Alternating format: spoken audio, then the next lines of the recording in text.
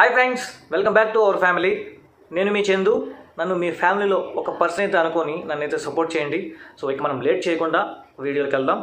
Dance icon season 2 episode 4 దాంట్లో nominations గురించి అయితే మనమైతే ఇప్పుడు మాట్లాడుకుందాం. ముందుగా అయితే వాటర్ని రిప్రజెంట్ చేసిన జాను లిరి కంటెస్టెంట్ అయితే ఎలిమినేట్ అయితే అయిపోయారు. సో వాళ్ళకి రీప్లేస్మెంట్గా ప్రియాంక జైన్ మెంటర్గా, కంచి కంటెస్టెంట్గా అయితే వచ్చారు. సో యాజ్ యూజువల్గా వీళ్ళందరూ పెర్ఫార్మెన్స్లు అయితే అయిపోతాయి. సో ఆ పెర్ఫార్మెన్స్ల గురించి మనమైతే మాట్లాడుకోం, ఓన్లీ నామినేషన్స్. ఇకపోతే నామినేషన్స్కి అయితే వద్దాం. మనం నామినేషన్స్లో అయితే మామూలుగా 5 ఉంటారు. సో 5లో ముగ్గురికైతే ఈ ఎపిసోడ్ 4లో గోల్డ్ స్టార్ అయితే వచ్చింది. కాకపోతే ఆ గోల్డ్ స్టార్ని ఎవరు యూజ్ చేసుకోలేదు కాబట్టి అందరూ నామినేషన్లో ఉంటారు. సో ఇప్పుడు ఎవరెవరు నామినేట్ చేశారో మనమైతే చూద్దాం. ఫస్ట్ అయితే ప్రియాంక, వైల్డ్ కార్డుగా వచ్చిన ప్రియాంక మెంటర్ దీపికాని అయితే నామినేట్ చేసింది. అంటే దీపికా కంటెస్టెంట్ ఎవరు? విపుల్ చేసిన పెర్ఫార్మెన్స్ కొంచెం తగ్గింది అని అయితే నామినేట్ చేసింది. కానీ ఇక్కడ మ్యాటర్ అది కాదు. దీపిక ప్రియాంక కంటెస్టెంట్ ఎవరైతే ఉన్నారో కంచి చేసిన పెర్ఫార్మెన్స్కి తొక్కలో రీజన్, అంటే వంకాయ కలర్ డ్రెస్ చేసుకోలేదని, అంటే ఈ టైప్లో రీజన్ చెప్పి రెడ్ ఇచ్చింది. అందువల్ల ప్రియాంక అయితే అది మనసులో పెట్టుకొని దీపికాని అయితే నామినేట్ చేసింది.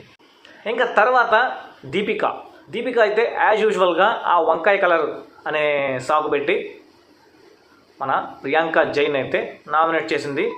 సో ఇక్కడ వీళ్ళిద్దరి మధ్య చిన్న వాగ్వాదం జరిగింది. అదేంటంటే ప్రియాంక చెప్పేది ఏంటంటే అందరికీ ఎక్కింది, ఇది స్పెషల్గా చేసింది వేరే విధంగా, కానీ అందరికీ ఎక్కింది బట్ నీకు ఎక్కలేదు, ఎందుకో నాకైతే తెలియట్లేదంటే దీపిక దానికి ఒకటే సమాధానం, అందరికీ ఎక్కింది కాబట్టి గ్రీన్ ఇచ్చారు, నాకు ఎక్కలేదు కాబట్టి రెడ్ ఇచ్చా, అంతే అయిపోయింది. ఇక యష్ చూస్తే ప్రియాంకకి అలాగే కంచి, అంటే వీళ్ళిద్దరు పెర్ఫార్మెన్స్ కొంచెం తగ్గింది అని అయితే యష్ కూడా చెప్పి నామినేట్ చేశాడు. సో నాకు అనిపించింది ఏంటంటే ప్రియాంక జైన్ అండ్ కంటెస్టెంట్ వాళ్ళు వైల్డ్ కార్డ్గా వచ్చారు కాబట్టి వాళ్ళనే నామినేట్ చేస్తాడు అని నేనైతే ముందే ఊహించా, అలానే జరిగింది. ఇక మనం చూస్తే ప్రాకృతి మానస్ అండ్ సాధ్విని అయితే నామినేట్ చేసింది.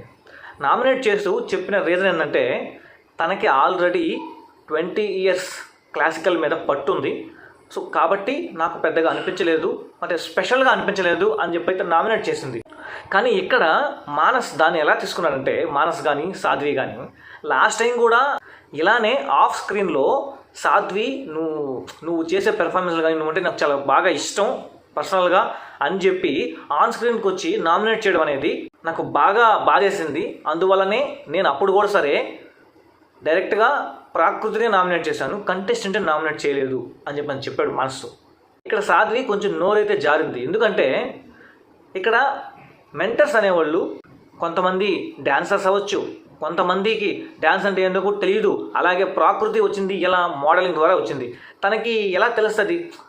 సో ఇక్కడ దాన్ని అర్థం చేసుకొని కొంచెం పాజిటివ్ వేలో వెళ్ళుంటే బాగుండేది అనేది నాకు అనిపించింది. కానీ వీళ్ళిద్దరి మధ్య కొంచెం పర్సనల్గా అయితే వెళ్ళింది. ఎందుకంటే ఓంకార్ అన్నయ్య యాంకరింగ్ చేసే ప్రతి షోలో కూడా సరే ఇద్దరి మధ్య గొడవలు పెట్టేస్తాడు, కానీ పెట్టి వాళ్ళ మళ్ళీ కలిపేస్తాడు. సో ఇక్కడ వీళ్ళిద్దరిని ఎలా కలుపుతాడు అనేది మనం చూడాలి. ఇకపోతే మనం మానసు ప్రాకృతిని నామినేట్ చేస్తాడు అనేది అందరూ ఊహించారు, కానీ ఊహించని విధంగా యష్ మాస్టర్ని అయితే నామినేట్ చేశాడు. అసలు మైండ్ పోయిందంతే. సో అందరి ఫీలింగు అదే. ఇక్కడ మానసు ప్రాకృతి వాళ్ళు గొడవపడి యష్ మీదకి ఎందుకు వెళ్ళినట్టో మానసు అనేది నాకైతే అర్థం కాల. మీకు ఏమైనా అర్థమైంటే కిందైతే కామెంట్ చేయండి. ఇంతే ఫ్రెండ్స్ ఈ వీడియోలో. సో ఫైనల్గా మీరు ఎవరికి ఓటేయాలనుకుంటున్నారు, అలాగే మీ ఫేవరెట్ కంటెస్టెంట్ ఎవరో కిందైతే ఖచ్చితంగా కామెంట్ చేయండి.